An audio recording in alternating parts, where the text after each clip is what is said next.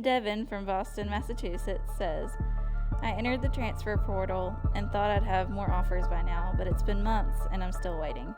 I'm training every day and posting my film, but it feels like everyone else is getting picked up while I'm stuck.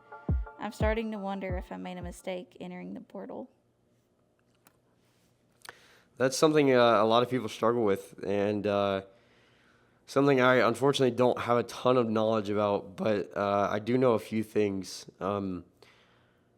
I've heard some people like compare it to like Wall Street, and I don't know if this is a good comparison, but like it looks so full of opportunity from the outside, and then you get in and you realize like how many people are in there and how competitive it is, and uh, sometimes that gets really discouraging, right? And you start to question like I've seen some people look at other people in the transfer portal and be like, well, if they didn't get picked up, out of the portal, then I may never get picked up, and it can get really discouraging. And it definitely is something that just you go through. I feel like every player goes through it, a lot of players at least. Um, but being stuck in the portal doesn't mean you'll be there forever. It does mean a lot of times it's time to get more aggressive with what we're doing, though. And so I advise a lot of people to like, let's do the most. Let's try to build a social presence. Let's reach out to coaches. Let's just get yourself seen. I think some people get in the portal, right, and they no one knows or sees who they are. Like they just stay low key and hope they'll get picked up. But a lot of times it's in a way kind of similar to getting like scouted from high school into a college offer. And so if you can get yourself seen and make connections, a lot of times that'll help you out. But because I don't know a lot about the actual system itself, I do want to talk about the kind of you feeling stuck and what does that look like? Because that's a tough place to be in, right? It's hard to uh, enter the portal and not see anything come from it. And sometimes that can be disappointing and discouraging. And so a lot of players end up feeling super stuck for a long amount of time, like a few months. I don't know. I actually don't know I don't know how long you can actually stay in the portal. That's a really good question that I am going to chat GPT after this to understand better. But I think that's a super hard thing to deal with, but it's a lot of just setting in that and letting that feed you to make you become better. Like use that as motivation to be able to go out and do the most. Just because you've been in there longer, this is super hard, but if you can let that, instead of that resonate or that sink into you as a like hit to your confidence, if you can let that build your motivation to be like, all right, bro, I've got to be more aggressive because it's been a little bit, I haven't really seen a lot happening. Let's be more aggressive. And if you can turn that confidence hit into a motivation to get better and to do more, then that is going to help you out a ton. Um, Another thing I want to say is don't wait on the perfect offer. Uh, do what you can, what's right in front of you, and that's the most important thing you can do. And sometimes you see people in the portal like they get an offer and they don't like that offer, and there definitely are situations where you've got to weigh them out, right? Like don't just like if you're expecting an offer from a super prestigious team or something like that, like don't just accept the the 1-star school that sends you an offer in first. But there's definitely a time to look down and be like, okay, I just need to take the next step. And there's this really great story. I don't remember where it's from or who it's by, but it's the story of a, I think it was like a knight on a horse back in the medieval days.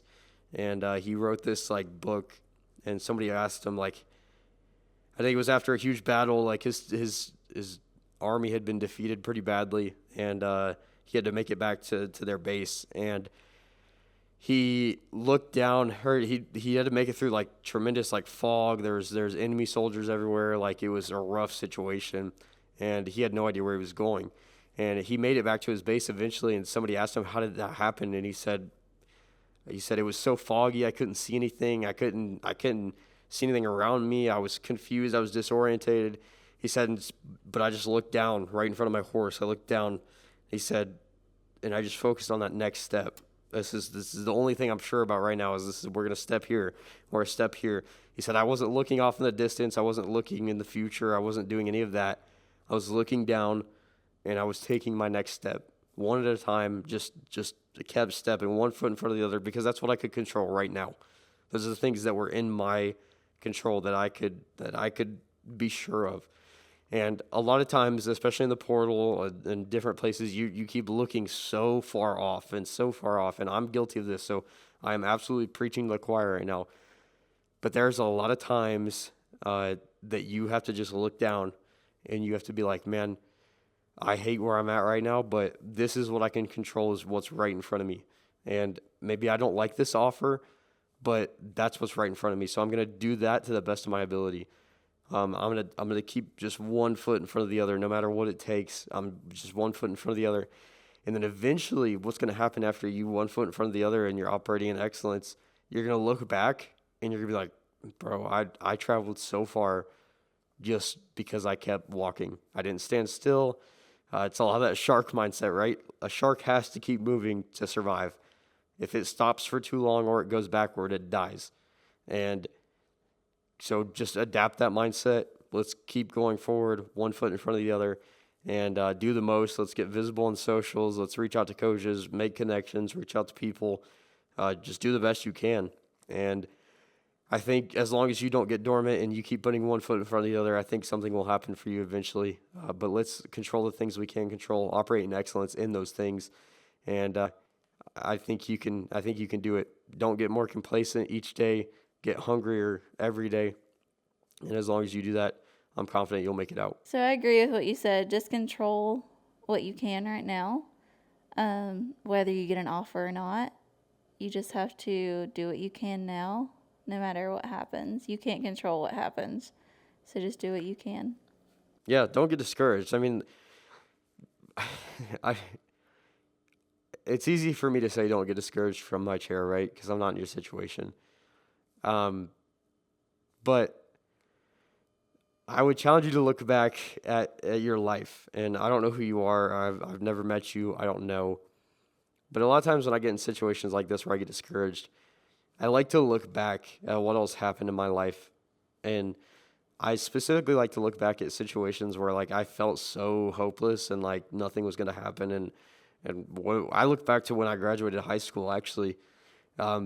Dude, I had no idea what I was going to do, and I felt like nothing was going to happen. I was like, bro, what am I? Like, I had no idea. And that was so discouraging, and there was not much anybody could say to me that was going to make me feel better. I talked to so many people, and there wasn't a lot of things they could say. But one of my mentors sat down with me one day, and he told me that same thing. He said, listen, bro, like, there are things that you can control and things you can't control.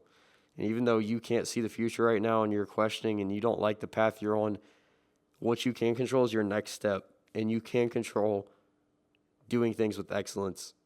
And so wherever that takes you, whether that takes you to McDonald's, whether that takes you to President of the United States, you're going to operate to the best of your ability because you are holding yourself to a standard.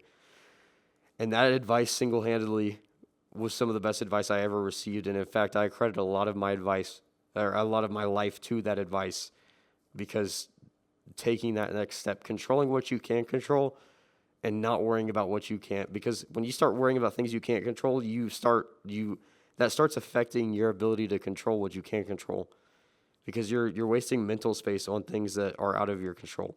So if you can reallocate that mental space that you're giving to things that are out of your control to things that are in your control, you'll be unstoppable. Focus on that next step, and I promise you've got it.